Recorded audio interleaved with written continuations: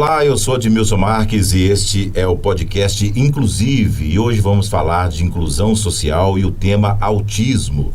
O governo federal e o Ministério da Cultura, viabilizado pela Lei Paulo Gustavo, através da Prefeitura de Sete Lagoas, por meio da Secretaria Municipal de Cultura, com o objetivo de fomentar o desenvolvimento cultural de Sete Lagoas. Essa parceria promove ações que valorizam a nossa identidade e promovem a inclusão social por meio da cultura.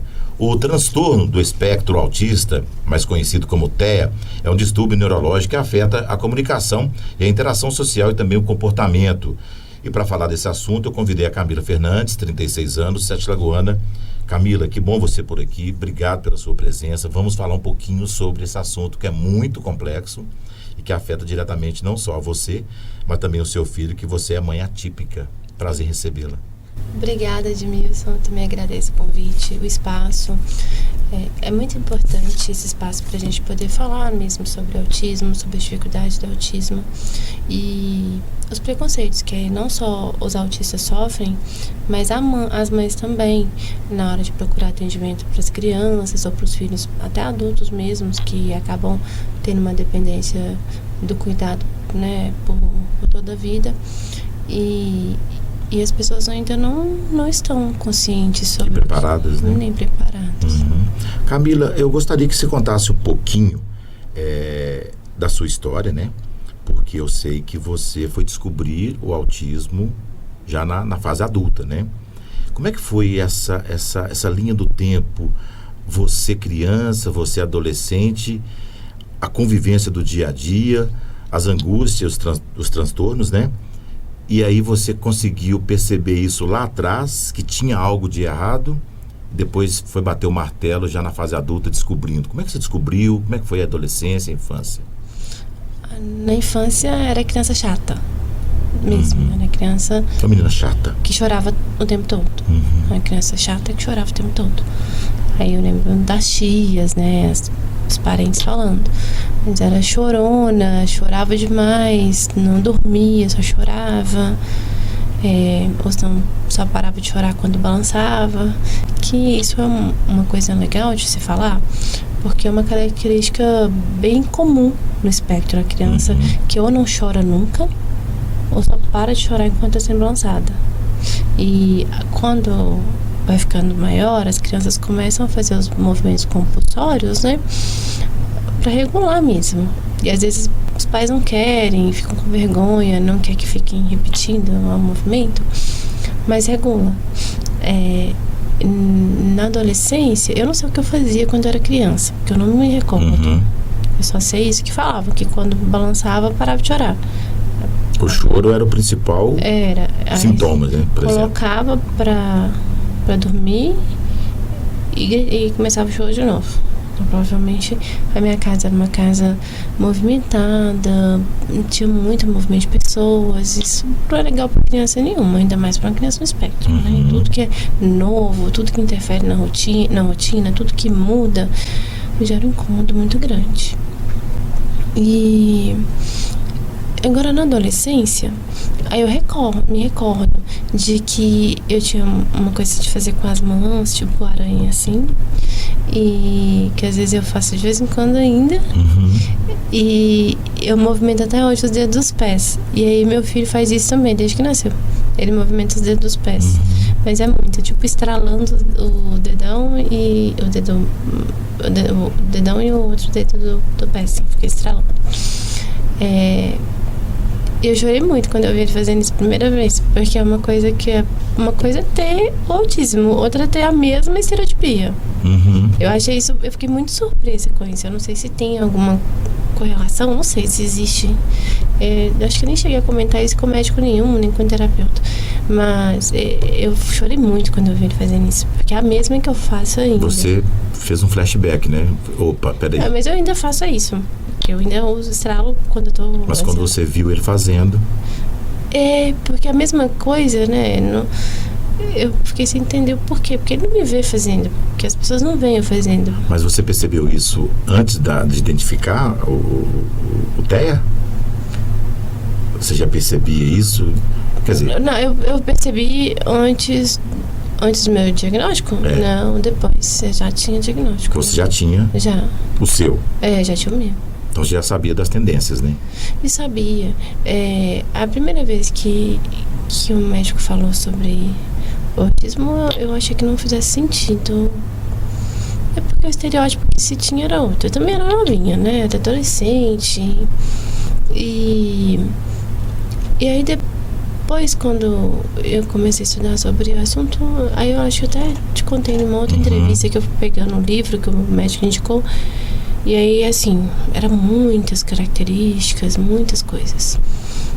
Camila, existe alguma cartilha, assim, que alguns sintomas são definidos do autista, como ficar na ponta dos pés, ficar fazendo gestos repetitivos? Todos têm?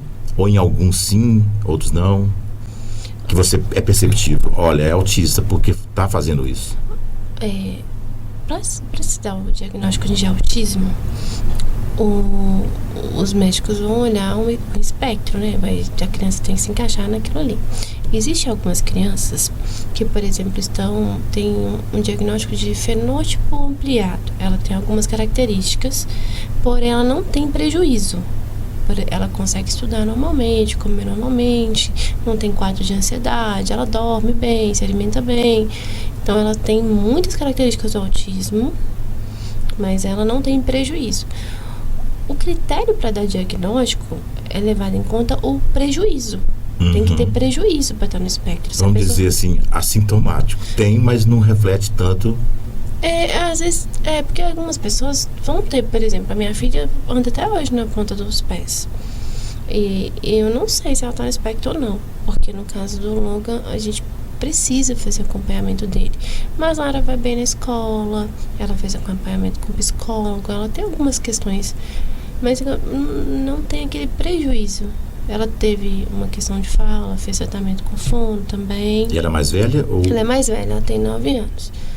E assim, ela fez fono, aí teve alta. Ela ia na psicóloga, aí queria entrar com a medicação. Ela não chegou até alta dessa psicóloga, não. Mas aí nós adiamos e logo depois descobrimos no caso do Logan. No Logan,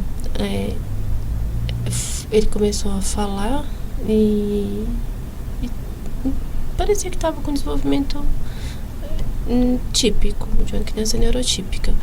Porém, ele parou de andar, ele não brincava com brinquedo de maneira funcional. Se eu deixasse ele o dia inteirinho ali no cercadinho, ou sentar, ele ficava lá o dia inteiro. Se desse um estímulo, sabe, pegasse ele e tal, parecia que ele estava provocar gostando. ele, né, no caso. Isso. Mas se não fizesse nada, ele ficava lá estático. E uma outra coisa que hoje eu acho assustador, mas na época eu não achava, não percebia, é que ele não chorava nunca. Ele chorou quando ele nasceu. Aí depois ele chorou no casamento do meu irmão, porque tentaram colocar uma florzinha no terno. Mas ele era uma criança que ele não chorava. As pessoas falavam, não parece que vocês têm filho. E pelo contrário, às vezes as pessoas imaginam o contrário. Mas esse menino é bom demais, não chora. Não, as pessoas falavam, não parece que se vocês têm um bebê, vocês estão com cara de quem dormiram, felizes. E o menino não chora nunca. Sim, e aí às vezes depois eu fiquei me sentindo muito negligente, porque parecia que estava bem, né? Mas você não conseguia ter essa percepção, né, também. Pode ter essa autoculpa, né? Não tinha essa percepção. Mas a minha mãe começou a falar que ele estava demorando muito para falar. E minha mãe falava assim, olha, ele falava as coisas, agora ele não tá falando mais. Aí foi a contramão, né? E teve uma questão que era a pandemia. Então a gente achava que as pessoas falavam, na verdade. No fundo eu sabia que não.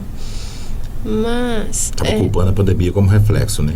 Era, e isso dificultou para os terapeutas também. Mas a primeira consulta que ele fez com o terapeuta ocupacional, aí ela falou assim, olha, ele tem muitas características, muitas. Eu não percebia muitas, eu não sei se é porque eu também estou no espectro. Então, era um convívio natural, né? Eu também não fiquei com medo de ser uma influência minha, sabe? mas é reflexo do meu comportamento, eu não dou estímulo, porque eu não achei que foi. Eu achei que pudesse ser várias coisas. Somou com pandemia. Com ele ser uma criança boazinha mesmo. Só que ele começou a fazer realmente todos os estereótipos. Porque ele brincava com as panelas, empilhando as vasilhas, fazendo uma torre de vasilhas. Aí, quando ele começou a brincar, ele fazia fileirinha de carrinho. Mas ele também brincava com carrinho de outra forma. Ele separava os bonecos, os bichinhos, os animais. Quando eu achava que não tinha padrão, aí eu percebia que estava do maior pro menor, ou assim. Cores. Os que tinham chifre de um lado, os que não tinham de outro. Os lápis. Tava evidente, né? Foi muitas coisinhas. Nele é muito sutil, porque ele é uma criança muito boazinha. E só que ele foi crescendo, aí ficando mais perceptível. Porque uma outra questão, por exemplo, quando o médico perguntou se ele não tem seletividade alimentar, eu falei assim, não, ele come de tudo. Aí ele falou assim, e líquido? Não, ele só bebe água, mais nada. Aí ele falou, ele usou esse termo, ele tem uma baita seletividade alimentar. Com uma criança que só aceita água, mais nada. E depois ele começou a aceitar leite fermentado, mas era um só de uma marca específica. Então, assim, foi muito tempo para aceitar outra bebida. Até hoje ele bebe 3 bebidas, 3 líquidos. E ele tem uma questão com líquido muito forte. Ele não gosta de ficar perto de alguns líquidos escuros, de refrigerante incomoda, algumas frutas incomodam, algumas texturas incomodam muito. A gente vê que não é uma coisa que ele realmente não consegue ficar lá perto. Ele sai de perto. Entendi. Hoje ele fala que tá incomodando, mas quando ele era pequenininho, ele só escondia. E vai tentar descobrir isso, né? Complicado, né? Você ter essa percepção que aquilo estava incomodando. Isso. Hoje é mais fácil que ele sinaliza, né? Ele teve transtorno na fala também. Então ele não tinha nem como falar antes. Aí tava... Era. Agora que ele... E é um sofrimento interno para a criança, né? Ô Camila, a gente vira a chave agora, nós falamos, claro, né? Você é mãe de autista, né? A gente fala mãe atípica, né? E sabemos, né, que você... o que você deve ter passado, né, para entender toda essa dinâmica do seu filho. Mas em qual momento você descobriu, assim, falando de você agora, que você fez um exame, alguém te chamou atenção, ou caiu nas redes que o autismo, né, de alguns anos para cá, começou a ficar muito em evidência, né? Como é que você, assim, descobriu? Falou assim, eu sou autista, eu tenho que buscar alguma coisa. É pelas ações, pelos sentimentos? Não, Tem muito tempo que você descobriu? Tem. Quando eu era mais nova, eu fui num psiquiatra, que foi recomendado para amigos e tal. E aí ele perguntou se tinha alguma pessoa autista na família. Aí eu lembro que esse psiquiatra, eu lembro que eu usei esse termo, esse psiquiatra não fala nada com nada.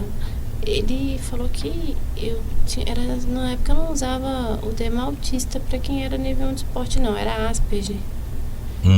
Aí eu fui até perto da minha escola, tinha um lugar onde tinha internet, e aí eu fui lá pesquisar.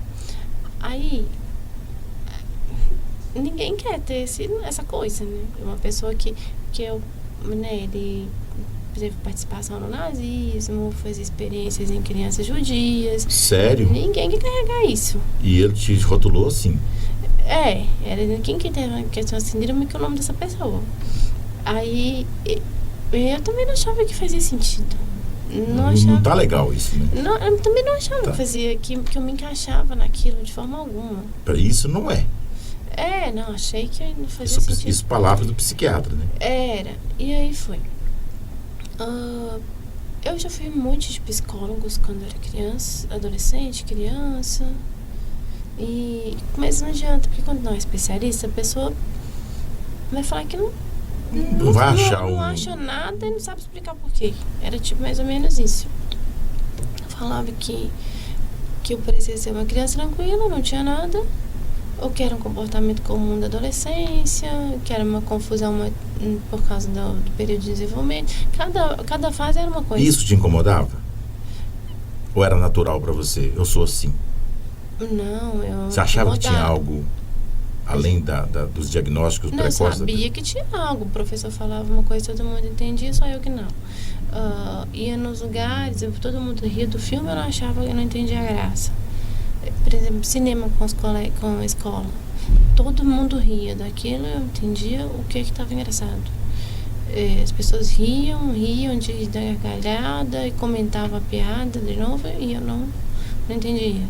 O professor fazia uma sátira, alguma coisa e você não reação nenhuma? Não entendia nada. A questão de entender as coisas de maneira literal também atrapalhava, porque até hoje eu ainda entendo. E às vezes eu não entendo o que a pessoa falou. Antes eu não perguntava o que era, porque eu tinha vergonha de não entender. Agora você... Não, agora eu pergunto. Entendi nada, repete.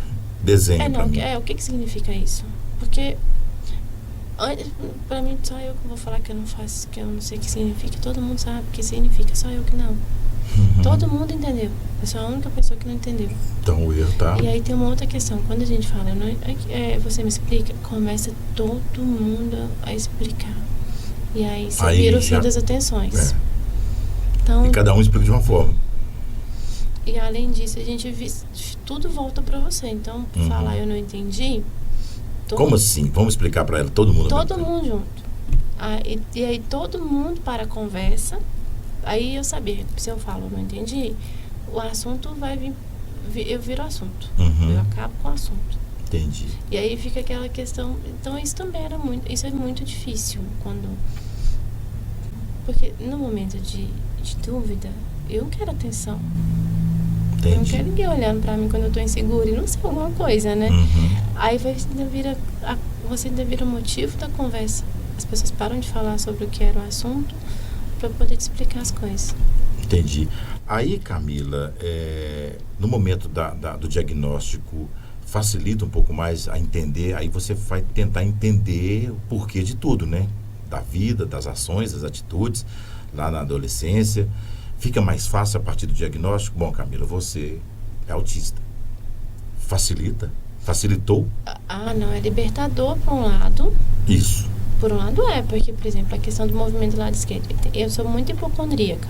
Eu sempre achei que eu tinha todas as doenças. Então, eu ia muito ao médico. E eu escutava várias versões sobre questões. E eu sempre achei que eu tive tudo. Tudo. Sempre. Eu tenho isso. E pesquisava sobre essas coisas. Então, é pior ainda. Aí era muito engraçado até. Porque, às vezes, eu nunca tinha um plano de saúde. Eu não vejo quase toda semana. Sabia que tinha uma coisa acontecendo. Eu já fui em todos os tipos de médicos. Hipocondríaca mesmo, né? Mas após o diagnóstico, você começou a tirar essa carga de cima. Né? Eu penso, calma, você não tá... Não tenho isso. É isso, você não teve um AVC. Aí um dia que a médica falou assim, que eu te falei, né, que eu tenho perca no lado esquerdo inteiro. Eu tenho prejuízo... Mas o tempo todo em alguns momentos? Não, é o tempo todo. Sempre tive. Era criança que sempre o esquerdo tá aí... Deixo tudo cair, não funciona. Sente dores, não? Quebro tudo, não. Mas não tem sensibilidade? Não tenho força, acho, no lado esquerdo, não sei porquê. E aí eu tô com derrame, exemplo. Eu achei que... mas aí eu fui realmente achando que eu tive alguma coisa... Um AVC, alguma coisa que passou. Tipo isso. Aí quando a médica concordou comigo, eu chorei até. Primeira vez alguém concordou que eu tenho... Ela falou assim, eu tenho? Ai, meu Deus, então eu tenho. Porque ela fez alguns exames físicos e falou assim, olha, porque assim, você não tá sentindo dor. Tem algo neurológico. Realmente tem uma questão, você realmente tem uma perca significativa do lado esquerdo. A perca é muito grande. Nós vamos ter que investigar. E aí começou a pedir alguns exames que são mais sofisticados, eu tive que ir pra BH fazer exame, aí eu fiquei preocupada. Quando chegou para fazer o exame, a médica que fez o exame também falou a questão de eu ser resistente à dor. Ela falou assim, olha, a primeira vez em 18 anos que eu faço isso, que eu vejo um paciente não chorar, não gritar aqui, porque as pessoas se contorcem, choram. E eu você nada. Com ela normalmente. Ela falou assim, você não tá sentindo nada? E ela fez de novo. Então meu exame foi muito bem feito também, porque ela fez, refez, já que eu não tava... E ela falou assim, olha, foi o exame mais tranquilo que eu já fiz.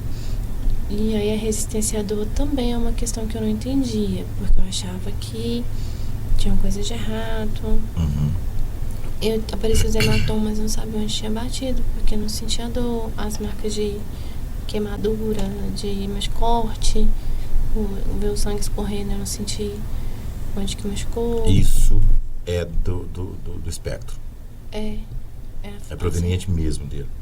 No meu caso, sim, mas não significa que a pessoa que não tem isso não tá no espectro, né? Porque são muitas coisas. Às vezes a pessoa são muitas coisas. E tem gente que tem e tem sensibilidade, vai sentir dor. Tem sensibilidade a tudo, sente dor. Não é uma regra, né? Não, tem gente que sente dor com tudo. E você não sente dor? Não sinto no corpo, mas, por exemplo, meu couro cabeludo dói muito. Aí. Minha cabeça dói o tempo todo. Camila, eu estou perguntando, fazendo uma linha do tempo, para entender, né, toda a sua história, os momentos de angústia e descobertas, né? E seu filho também. Aí eu pergunto para você agora, claro que a gente tem um podcast que chama Inclusive, né, da inclusão. E aí, falando de você agora, e a inclusão no mercado de trabalho, a inclusão, né, junto à sociedade, em algumas áreas, me conta um pouco, quais as dificuldades para ser, você, por exemplo, trabalha, você é professora, como é que foi essa coisa de incluir você, uma pessoa autista, no mercado, por exemplo, de trabalho? Não existe inclusão, não existe, de forma alguma. No meu caso, eu fiz uma inscrição e... Natural como todo mundo. Igual a todo mundo. E eu tenho amigos que são músicos e 2 amigos, eles falaram, vamos pegar a minha prima também, que é casada com o pai do meu afilhado. E aí, o Ricardo é um amigo também, muito querido. A Jo falava, sabe, por que você não tenta oficina? Porque é só de administrar horário mesmo. E o Fábio, que também é instrutor de canto coral, me ajudou muito. Aí foi com a ajuda, tive muita ajuda dos 3. E eles ficavam falando por que eu não pegava, indicaram e tal. Toda ajuda, toda informação que eu precisei, eles me passaram. E eu fui na chamada e peguei o cargo. E antes disso eu já havia trabalhado também em outras áreas, mas sempre a sensação que dá é que a dificuldade que eu tinha para fazer a mesma coisa, para pleitear aquela mesma vaga, é como se eu tivesse que me esforçar mais para fazer a mesma coisa. É o inverso, né? Porque a gente vê, tem vagas exclusivas para PCD. No seu caso, não facilitou em nada. Você não tem facilidade. Você tem que lutar, às vezes, até dobrado para tentar ser incluída no sistema. Tem as vagas específicas para PCD. Só que, por exemplo, as vagas são aquelas. Mas o autismo inclui, ele faz parte do PCD, das vagas de cotas? Sim, tem. Só que, por exemplo, tem a vaga exclusiva para PCD no supermercado, por exemplo, que é uma vaga comum que tem. Para embalador. Psicoautista tem a possibilidade de ser gerente de supermercado. Entendi. Então, administrador.